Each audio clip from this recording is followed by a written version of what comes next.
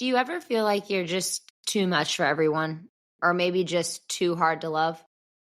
How about feeling like the person you're with doesn't even actually know who you are?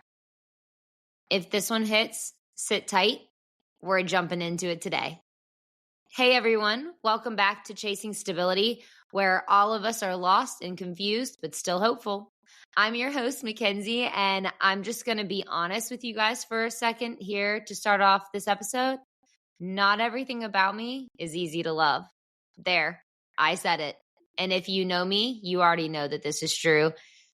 Do you ever sit with someone and wonder if they really knew all about me, would they stay? I do it more than I'd honestly like to admit. Some days I'm too guarded, others I'm too emotional. I take things personal, I overthink everything, I shut down, and I 100% push people away. And for a long time, I thought those parts of me made me unlovable, or at least harder to stick with. But I've learned that love doesn't mean being perfect or easy. It doesn't mean that you become low maintenance, fit into the box, and then everything works out. Because in my experience, eventually the box will explode or you become a shell of yourself. The truth is, no one is always easy to love. And being hard to love sometimes doesn't mean you don't deserve love all the time. This episode is for the ones who carry both softness and self-protection, who have ever thought, maybe I am too much. If you've ever felt like you had to tone yourself down just to be tolerated, I've been there. And today I want to talk about what it means to stop apologizing for the parts of you that aren't always easy. You know what is super easy to love? The version of me that's calm and lighthearted and funny and easygoing and or drunk, high, doesn't care about anything. But what about the parts that I hide? The anxiety, the moments I spiral, the way I think everyone doesn't like me, the way I shut down when I feel ignored, the defensiveness I still haven't fully unlearned from when I was young, the way I don't like to ask for help but get mad when I don't get it. They don't show up well in a relationship, and they've scared people off before, more than once. I've watched people love the easy parts of me and quietly back away when things get heavy. And for a long time, I believed them. Yeah, I get it. Being anxious to do anything when you're just trying to do the normal things is hard. Better to just not even try. Yeah, maybe I am too much. Maybe I should tone myself down emotionally. Yes, maybe I am dramatic and I don't remember things the right way. But I don't believe that anymore. You can be messy and still made in God's image.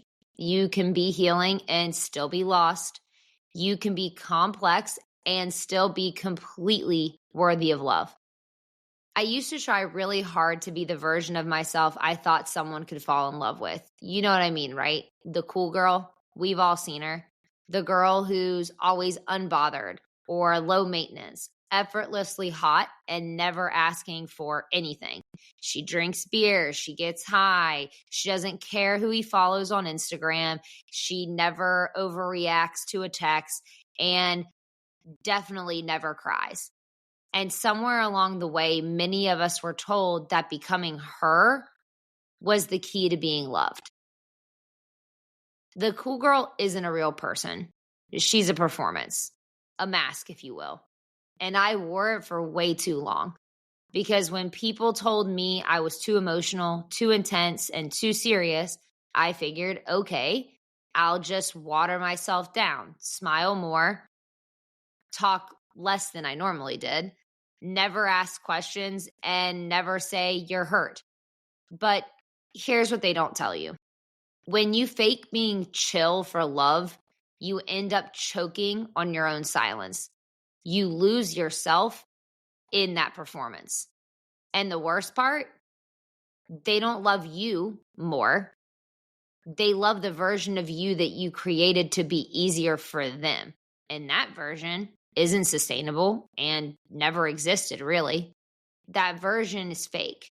and exhausting and never stays around long because that wasn't who you are. That was survival. That was trying to be lovable by being easy. That creates a conditional love, but we're not looking for conditional love. We're looking for unconditional love. There's a huge difference here. Conditional love says, I'll love you if you keep it together. I'll stay as long as you don't ask for too much. I'm here because you're fun, attractive, successful, and if that changes, I'm gone. Unconditional love says, I'm not leaving when it's inconvenient. I'll sit with you in the ugly days because I know I have them too. You don't have to earn love here. A lot of us learned that we had to earn love, that love was transactional. Perform this way, succeed at this, be good enough, then you'll be worthy. And that mindset bleeds into our romantic relationship. We subconsciously believe we have to be better to be loved. So when we showed the real side of us that made people pull back, we were conditioned to hide that away from the next person. But when someone is incapable of loving you for the messy side, that person is not for you. Real love, the kind you build a life on, doesn't get smaller when your flaws show up. It expands. You are allowed to need support. You are allowed to be messy. You are allowed to be hard to understand sometimes. And you are still deserving of love. I have had people tell me to my face, and I'm sure a lot of you have had the same, that I'm too serious about everything, that I'm constantly trying to fight, that I always want to talk everything out and it's exhausting, that I have taken the joy from their life, so on, so forth. And those are things that we internalize. I started to apologizing for having feelings and concerns and just holding it all inside and just never bringing anything up to avoid fighting. I started to realize the more I apologized, the more I started to feel like I was constantly being graded, like one wrong move and I'd lose everything. Some relationships feel like pop quizzes that you're always failing. One wrong word, they pull away. Express a need, you're too demanding. Cry, you're manipulative. Go quiet, you're giving the silent treatment to be a bitch. It's a lose-lose. You start feeling like love is something you're constantly about to lose. One wrong move, and they'll pack up and leave. This isn't love. That's emotional instability disguised as intensity. The truth is, if love feels like a pass-fail test, you'll eventually stop showing up as yourself and just try to get a good grade. And when love feels like a test, your anxiety skyrockets. You question every word. You don't rest. You rehearse, which is why most women leave these kinds of relationships not even looking like themselves anymore, constantly anxious with their cortisol levels through the freaking roof. You deserve someone who wants to learn with you, not test you. Looking back, I don't think I was too much. I think I was just too honest for people who weren't willing to grow or evolve or just wanted something to be surface level and easy for them. When any of those relationships ended, I'd always ask myself, was it me truly? Did I ask for too much? Was I that hard to love? And that deep down fear that maybe you are all they say you are, it starts to hold a space in your mind. It settles in and it takes its grip. I started to believe the lie that I had to fix these false accusations of myself to be worthy. Like love was something I had to earn by being agreeable. But here's what I learned. And if you don't hear anything else in this whole entire episode, let it be this. You don't have to be easy to be worthy of love. You just have to be honest. Because the people who are meant for you won't run when things get real. They won't ghost you when you're not perfect. They won't make you feel like your feelings are too loud or too complicated. And they won't pick up and leave when any inconvenience comes our way. Let me say this plain and simple. Every time I try to make myself more pleasant or small or fit into a box, I lost something in return, something way more valuable and important that I should have been more concerned about losing. My voice, my peace, my self-esteem, my connections to the parts of me that actually made me me. Your depth isn't a liability. It's just not for people who want shallow. And trust me, I know it's tempting to tone yourself down to keep someone you love around. But eventually you'll tone yourself down so much you won't recognize yourself anymore. If you have to go quiet to be loved, that isn't it. There's this gut level knowing we get when we realize I don't feel safe here. Not physically unsafe, but like emotionally. It's where you're tiptoeing around what you say. You're shrinking your tone, biting your tongue, rehearsing your needs in your head 10 times before saying them out loud to make sure that it's not going to sound like you're starting a fight. That's not safety. That's survival. One of the hardest things to realize in love is this. Just because someone stays doesn't mean you're emotionally safe. Relationships should never feel like you're constantly auditioning. Have you ever been in a relationship where you were technically together, but you couldn't say what you were really feeling without it turning into a fight? You couldn't cry without them shutting down or acting like you were being dramatic? You couldn't ask questions without them calling you crazy?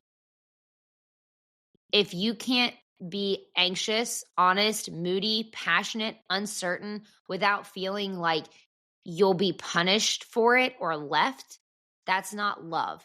That's emotional tension disguised as partnership. And let me say this as clearly as I can. The right relationship doesn't require you to be on edge. Being loved should feel like taking a deep breath, not holding one in. It doesn't make you second guess every word you say. It doesn't punish you for being sensitive. The right person will hold space for all of you, even when they don't understand it right away. They'll ask questions. They'll learn. They'll get to know you. They'll make room for your growth and your grief, and in turn also grow themselves. Love without emotional safety is not love. It's obligation with a pretty name. And through all this, the heartbreaks, the maybe I'm too hard to love spirals, the people that left when you thought they'd stay, I keep coming back to this thought and this truth. God never asks us to shrink. You never hear, I'll love you when you're easy for me to love, or when you're less you, God or the universe or whatever. Instead, you hear, I'll love you right where you are, even in the mess, even in the ache of rebuilding, even when you're not sure why you are the way you are. When you find the one, they're going to love the version of you that they meet you at, and every version that comes after, and the ones that came before. The version of you healing, the version who needs reminders that everything will be okay and that you are loved. You won't have to clean yourself up to be worthy of love. You already are loved, and that fact will always be true. So yeah, not everything about me is easy to love, and nor would I want it to be. But the people who truly see me, they don't need easy. They just need honesty, even if it's a hard honesty. And if you're listening and you're thinking, this is so me, I hope you know you're not alone. You're not too sensitive. You're not too complicated. You don't have to apologize for your depth, your heart, or your healing. And speaking of things that you don't have to apologize for, let's take a little sidetrack here and talk about boundaries, because setting them doesn't make you hard to love. It just shows you've finally decided to love yourself. One more time for the people in the back. Setting boundaries is not a red flag. It's a sign of self-awareness. It's protection, not punishment. But when you start asserting boundaries, especially if you never have before, it will make people and yourself uncomfortable, especially people who benefited from your silence. You're not hard to love because you said, this doesn't work for me. You're not difficult because you need clarity, communication, or space. Boundaries don't push people away. They reveal who was never willing to come close in the first place.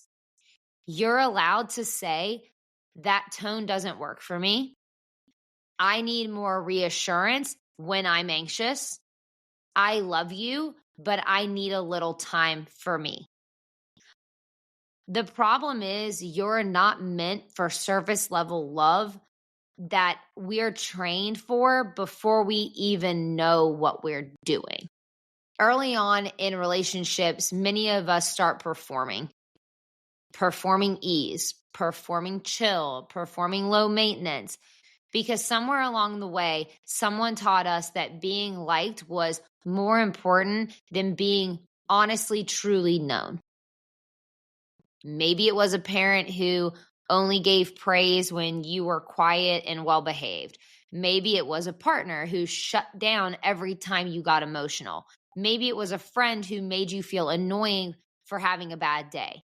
And slowly, the message got loud. If you want to be loved, make it easier for people to love you. What bullshit. Because real love doesn't need you to be controllable. Real love wants you, not the fake personality that you've created in your head that you think people want. And honestly, I don't want to lose myself just to keep someone who was never really choosing me anyway, ever again. I don't want to rehearse how to be lovable anymore. I just want to be loved for me, for real. So the next time someone walks away because you show them the real you, let them go. Because if they're leaving, they don't understand that love doesn't have to be easy all the time to be real. So if you've been sitting with this internal dialogue for too long, like me, and have questioned if anyone will ever actually stay, I want you to know the answer isn't in being easier. I've tried it. It's not about being simpler or pleasant. That doesn't work either. I've tried it. It's in being real to who you are, and eventually that person that connects with you will find you, and it'll happen. And I truly believe that. And it's what I'm holding on to happen for me. Because the kind of love that's worth keeping doesn't require you to shrink. It pulls up a chair and it says, I see you, all of you, and I'm not going anywhere. And that's what you deserve. It's what we all deserve. And until the real love comes, I hope you learn to offer it to yourself. You are already loved more deeply than you could ever imagine. And one day you will be loved by someone who sees all of your layers and still chooses you on purpose every time. Let that sink in one more time. One day you will be loved by someone who sees all of your layers and still chooses you on purpose every time. And on that note, thank you so much for tuning in today. I hope you all enjoyed this episode. If you don't already, please subscribe to the podcast and follow along on TikTok or Instagram.